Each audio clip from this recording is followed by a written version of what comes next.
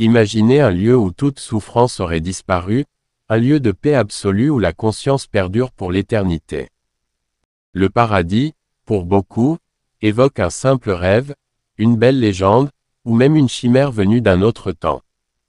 On le relègue parfois au rang des mythes, des récits symboliques bons à apaiser les esprits, mais sans réalité tangible. Et pourtant, le paradis n'est pas une illusion, c'est une création d'Allah, tout comme l'enfer. Il existe réellement, au-delà de ce que nos sens peuvent percevoir. C'est une promesse divine, un lieu de récompense, d'éternité et de paix, réservé à ceux qui auront cru et œuvré avec sincérité et conformité. Allah nous dit dans la sourate Al-Kahf, la caverne, ceux qui croient et font de bonnes œuvres auront pour résidence les jardins du Firdaus, paradis, où ils demeureront éternellement, sans désirer aucun changement. Dans cette vidéo, je vais m'atteler à rendre accessibles toutes les informations essentielles concernant le paradis, tout en gardant à l'esprit que les images animées ne sont qu'un moyen de stimuler notre imagination. En effet, dans le Coran, le Créateur lui-même nous donne un aperçu de ce qui se trouve au paradis afin de motiver ses fidèles. Pourtant, la réalité profonde restera toujours au-delà de toute conception humaine.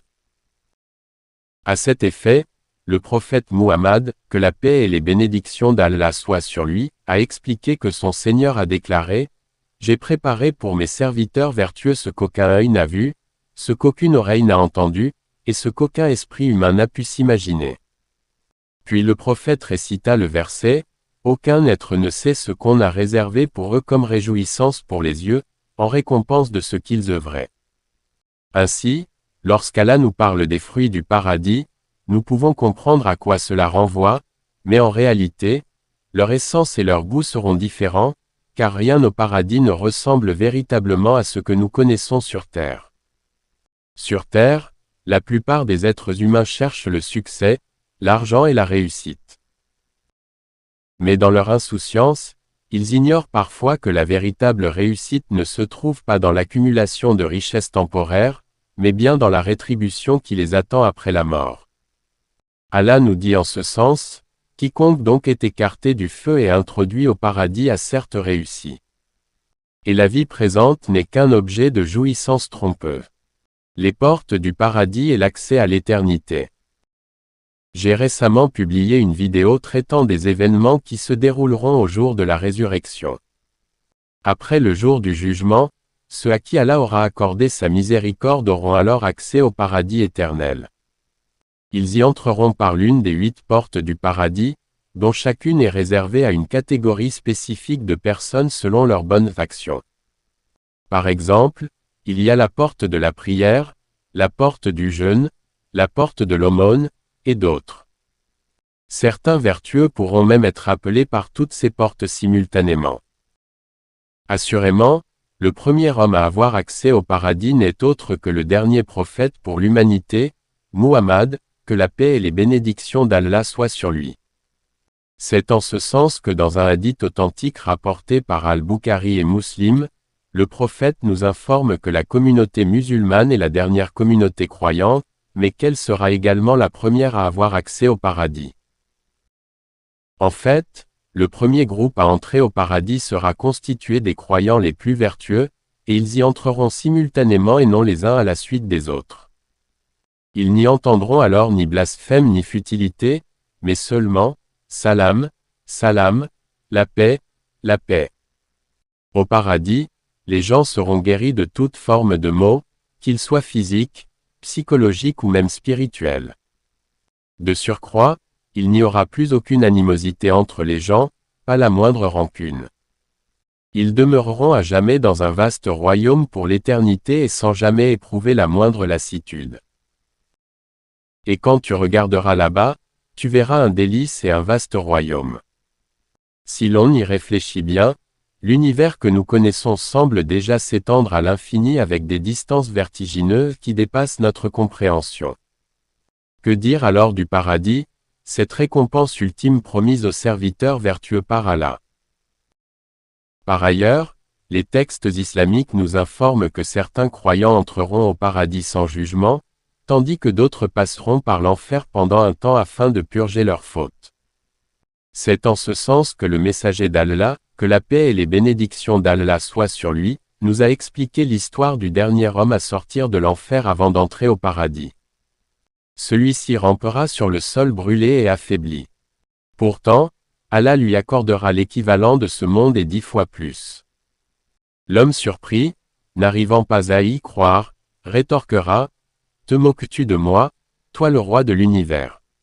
Ibn Mas'ud dit alors qu'il vit le messager d'Allah sourire au point de laisser paraître ses molaires avant qu'il ne dise « Il s'agit de celui des hommes qui occupera le rang le moins élevé au paradis. » La nature du paradis et ses délices.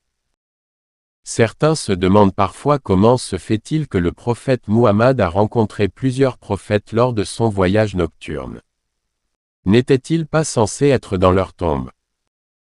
Eh bien, en vérité, on peut répondre à cela en disant que même si l'entrée au paradis avec le corps aura lieu après la résurrection et au jour du jugement dernier, certaines âmes, comme celles des martyrs et des prophètes, goûtent déjà aux prémices du paradis dès maintenant dans le barzakh, le monde intermédiaire entre cette vie et celle de l'au-delà.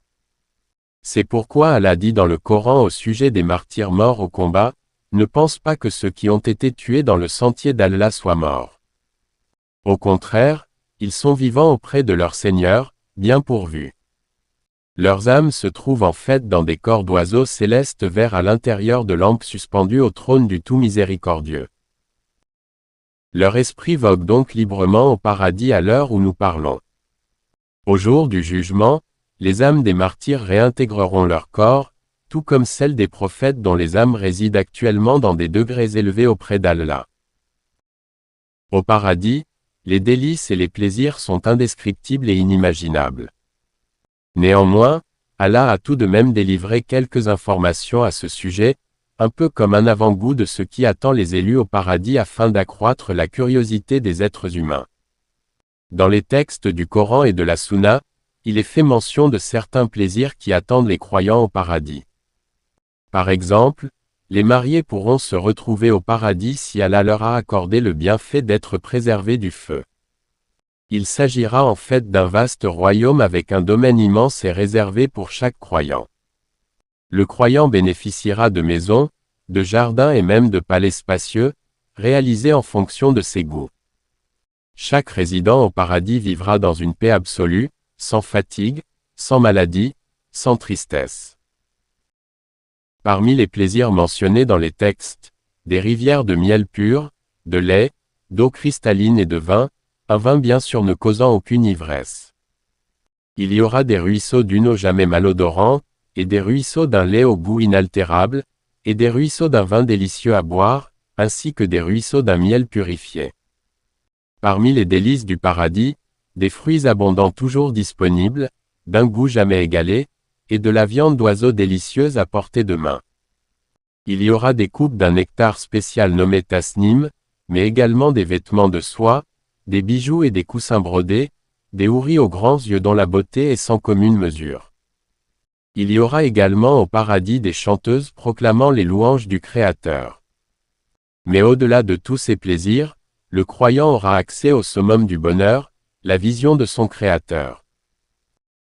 D'après Tawaban, le prophète, que la paix et les bénédictions d'Allah soient sur lui, a dit en ce sens, lorsque les gens du paradis vont entrer dans le paradis, Allah va dire, voulez-vous que je vous rajoute quelque chose? Ils vont dire, n'as-tu pas blanchi nos visages? Ne nous as-tu pas fait entrer dans le paradis et tu nous as sauvés du feu? Alors il va lever le voile, et il ne leur sera pas donné une chose qui leur sera plus aimée que de regarder leur Seigneur. En définitive, les croyants pourront profiter de tout ce qu'ils désirent au paradis et Allah exaucera chacune de leurs demandes. Tous leurs rêves les plus fous, la moindre de leurs envies pourra alors devenir réalité. Allah nous dit dans son noble livre, il y aura là pour eux tout ce que les âmes désirent et ce qui réjouit les yeux. Dans un hadith rapporté par At-Tirmidhi, le prophète, que la paix et les bénédictions d'Allah soient sur lui, a dit que chaque croyant bénéficiera de tout ce qu'il désire et qu'il pourra même demander à avoir une monture volante qui le mènera où il le souhaite au sein même du paradis. Les niveaux du paradis et les réflexions sur sa nature. Les textes islamiques indiquent également que le paradis comporte 100 degrés, dont le plus haut se nomme Al-Firdaous. Ainsi, le croyant doit demander dans ses invocations le Firdaous, comme nous l'a enseigné le messager d'Allah, que la paix et les bénédictions d'Allah soient sur lui. Allah nous dit dans le Coran, et dans l'au-delà il y a des rangs plus élevés et plus privilégiés. Bien entendu, cela ne signifie pas que les croyants bénéficiant d'un degré inférieur se sentiront frustrés, bien au contraire. Au paradis, il n'y aura aucune frustration, aucune insatisfaction, et chaque âme sera complètement comblée. Mais voilà, certaines âmes vertueuses, comme les prophètes et les messagers, jouiront d'un rang encore plus élevé, sans que cela ne diminue en rien le mérite des autres croyants. Au sujet d'Al-Firdaous, on rapporte du prophète que la paix et les bénédictions d'Allah soient sur lui, demandez à Allah le Firdaous, car c'est le meilleur et le plus haut degré du paradis, et au-dessus d'Al-Firdaous se trouve le trône du tout miséricordieux. Selon certains hadiths présents dans le Musnad de l'imam Ahmed, les habitants des degrés inférieurs au paradis pourront observer ceux des degrés supérieurs de la même manière que nous pouvons contempler les étoiles en ce monde. Une question que l'on pourrait alors se poser, quelle sera donc la lumière au paradis, vu que le soleil que nous connaissons n'existera plus? En vérité, Al-Qurtubi explique que les savants affirment qu'il n'y aura ni nuit ni jour au paradis. Ils vivront plutôt dans une lumière permanente, et la seule obscurité qu'ils connaîtront sera lorsqu'ils fermeront les rideaux de leur demeure. Ibn Taymiyyah de son côté dit qu'il n'y a au paradis ni nuit ni jour, ni soleil ni lune, et que le matin et le soir ne seront connus qu'au moyen d'une lumière émanant du trône. Bien entendu, étant donné que le paradis est un lieu éternel où le temps est d'une nature différente, il ne faut pas comprendre les propos d'Ibn Taymiyyah comme indiquant un cycle temporel similaire à celui que nous connaissons en ce monde. Réflexion sur le paradis, corps, besoins et apparence. Tout ceci nous mène à quelques réflexions au sujet du paradis. De source sûre, au paradis, il n'y aura ni urine ni défécation, car les habitants ne connaîtront aucun besoin corporel de ce genre. De plus, les femmes n'auront pas leur menstru.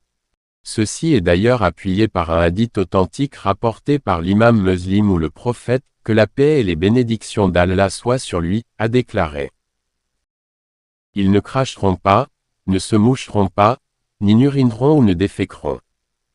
Si quelqu'un demande, oui, mais si un couple souhaite tout de même avoir un enfant, eh bien dans un autre hadith rapporté par At-Tirmidhi, on rapporte ces propos du prophète.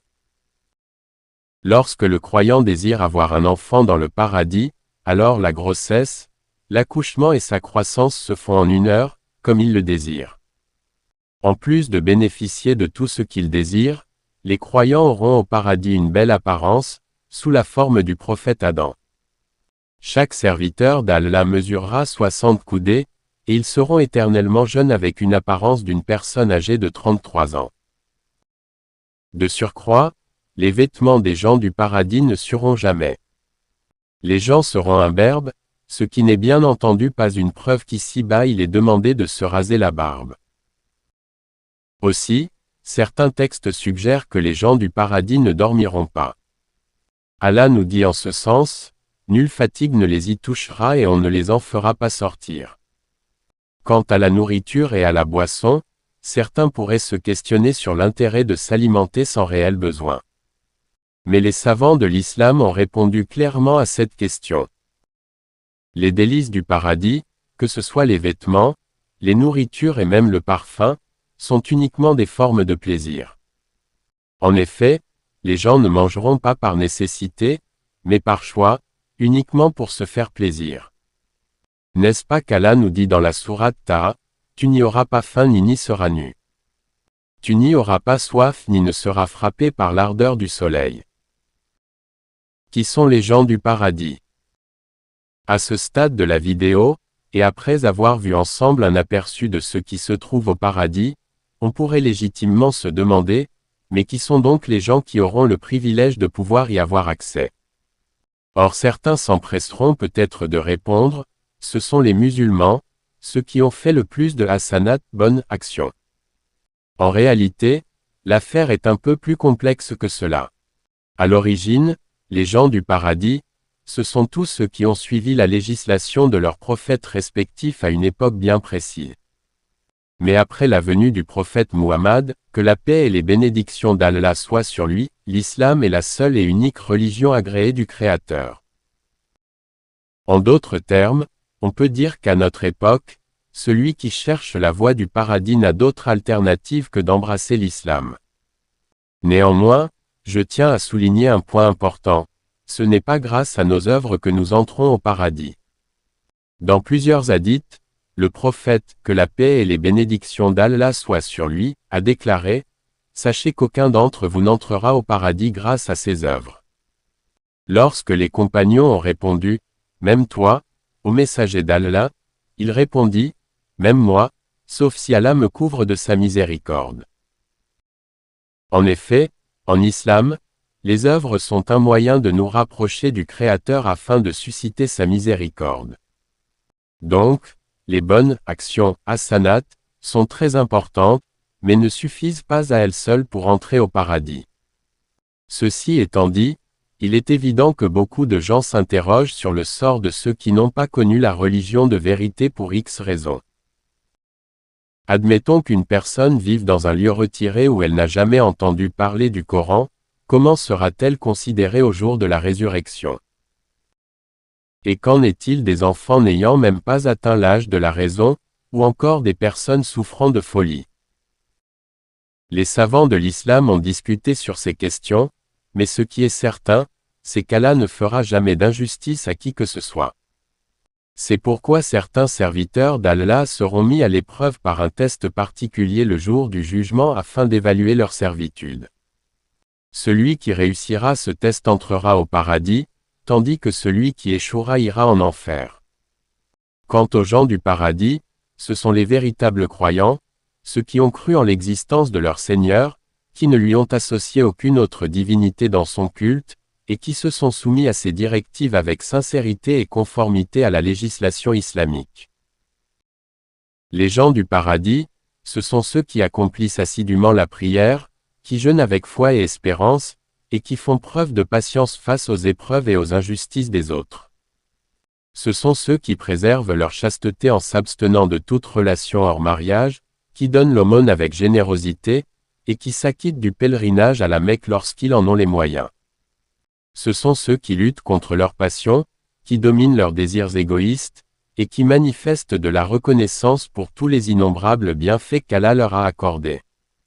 Ils vivent dans l'humilité, la piété et la crainte révérentielle d'Allah tout en espérant sa miséricorde et son pardon.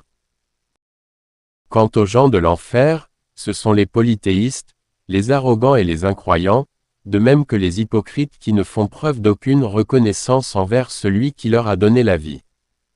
Néanmoins, j'évoquerai ce sujet plus en détail lorsque j'aborderai le thème de l'enfer dans la prochaine vidéo, Inch'Allah. Conclusion, la grandeur du paradis et la brièveté de cette vie. Finalement, je tenais à conclure ce rappel avec un hadith que j'apprécie beaucoup et qui nous rappelle le caractère grandiose du paradis et la dangerosité de l'enfer. Anas ibn Malik relate que le messager d'Allah, que la paix et les bénédictions d'Allah soient sur lui, a dit « On amènera la personne ayant été la plus privilégiée sur terre parmi les gens de l'enfer au jour de la résurrection, et on l'introduira une fois dans le feu. Ensuite, il lui sera dit « Ô fils d'Adam, as-tu connu le moindre bien? As-tu connu le moindre bienfait ?» Il répondra « Je jure par Allah que non, ô Seigneur. » Et on amènera la personne ayant connu le plus de malheur sur terre parmi les gens du paradis, puis on l'introduira une fois dans le paradis. Ensuite, il sera dit « Ô fils d'Adam, as-tu connu le moindre malheur?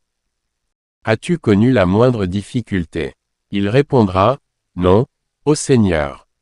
Je n'ai jamais connu de misère et je n'ai jamais rencontré la moindre difficulté. » Autrement dit, l'un de ceux qui a connu le plus de bonheur durant sa vie terrestre sera plongé en enfer, ce qui aura pour conséquence de lui faire oublier toute la joie qu'il a éprouvée en ce monde. Mais on amènera en parallèle une personne qui a énormément souffert durant sa vie afin de l'introduire au paradis. Conséquemment, il jurera n'avoir jamais connu le moindre malheur. Subhanallah. Ainsi, le musulman doit tout faire pour susciter la miséricorde d'Allah en se remémorant que cette vie est courte et éphémère, et qu'elle n'est rien en comparaison de celle de l'au-delà. Allah nous dit dans son noble livre, « Mais vous préférez plutôt la vie présente, alors que l'au-delà est meilleur et plus durable. » Salam.